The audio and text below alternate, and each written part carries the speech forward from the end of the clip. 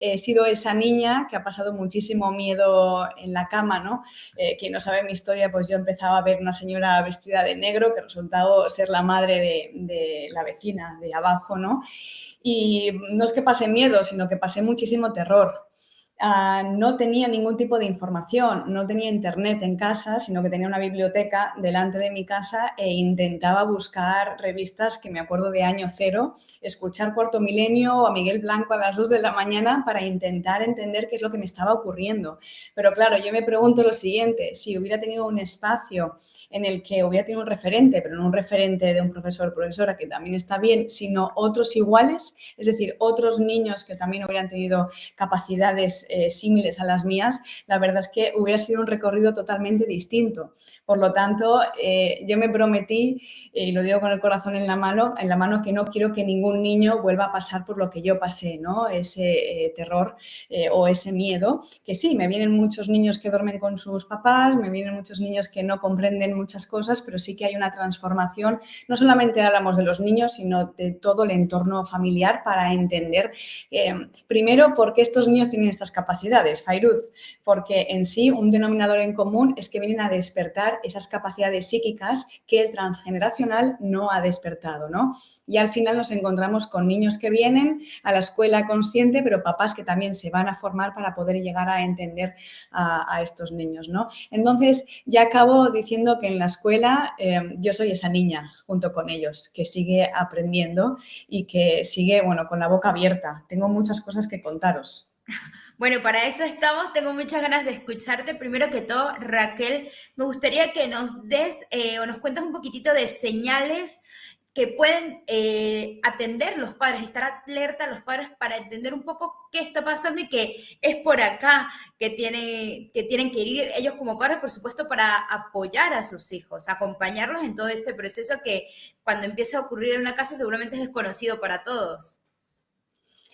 Bueno, partiendo, que esto es importante, que todos los niños tienen capacidades psíquicas. Todos los niños que vienen ahora vienen con una capa áurica muchísimo más abierta y hablamos hasta los 7, 9 años de edad que están en conexión constante con ese otro lado, ¿no? Pero claro, hay muchos niños que ya vienen, por ejemplo, recordando vidas pasadas, pero recordando vidas pasadas con datos que se pueden corroborar. Después, si quieres, me preguntas, Fairuz, de Adrián, que lo veo, bueno, los veo enseguida en Madrid, de un niño que se acuerda perfectamente de cómo eligió a su familia, que tenía varias familias para elegir, ¿no? Pero da datos, por ejemplo, de cómo era su familia en la convivencia antes incluso de él nacer. Claro, son niños que tienen mucha sensibilidad. Voy a dar datos de estos niños que vienen con estas capacidades un poquito más abiertas. Son niños muy creativos, son niños con una imaginación enorme. Hablamos de imaginación igual a canalización. Son niños que tienen muchísima energía. Claro, ¿qué es lo que ocurre sorprendente? Porque os digo, yo estoy en modo investigación también y recabando datos, porque hasta donde yo sé, estas escuelas aún no existen como tal, ¿no? Entonces yo voy observando que si hay 12 niños y 7 están diagnosticados con TDAH, trastorno de hiperactividad y de atención, que, bueno, me atrevo a decir que como profesora que he sido, estas etiquetas hacen muchísimo daño y simplemente son niños que tienen muchísima energía, que se mueven muchísimo y que el sistema como tal, pues no es un sistema que abrace niños que son diferentes o que canalizan, por ejemplo, o que tienen mucha sensibilidad. Y os lo digo porque, claro, he sido profesora de infantil y primaria y he tenido previamente todos estos años también bueno, pues de esta experiencia para ver que estos niños no se acoplan. Además, ningún niño, me atrevo a decir, un niño de 2 años o 3 años no debería estar 8 horas sentado en una silla. Pero claro, son niños muchísimo más activos, niños también que se aburren muy fácilmente porque son niños maestros, es decir, en 5 o 10 minutos ya saben las cosas y necesitan de otro tipo de exploraciones, ¿no?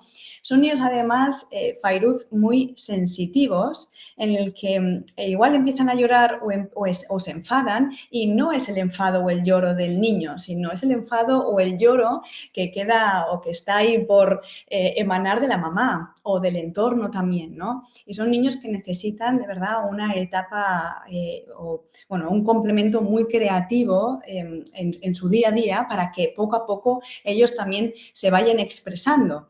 Claro, hablamos que el lenguaje humano está en una densidad muchísimo más baja y estos niños muchas veces me dicen, es que no sé cómo expresarlo con palabras. Claro, porque los códigos son más elevados. Por lo tanto, estos niños hay que ir viendo la manera o la vía o la herramienta, ya sea pintar, ya sea el ejercicio, ya sea colocarles un altar con aquello que les guste, pero que sí, por favor, tengan un elemento de expresión y que estos niños no se vayan guardando todo lo que van sintiendo, ¿no?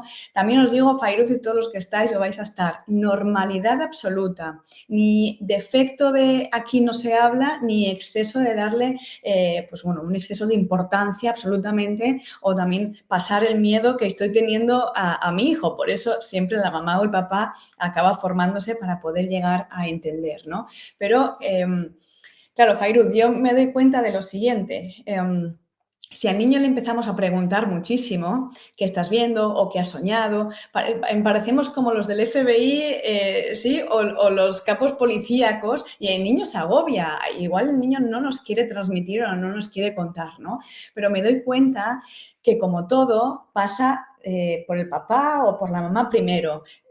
Pongo un ejemplo, ¿no? Imaginaos que yo tuviera aquí a mi hija, a mi hijo, y le contara una experiencia que he tenido por la noche. O le dijera que ahora voy a coger un oráculo y mira qué carta me ha salido, ¿no? Y si él quiere o ella quiere también participar, pero siempre desde mi experiencia para, de algún modo, establecer un coloquio normalizado. Esto también lo quiero decir.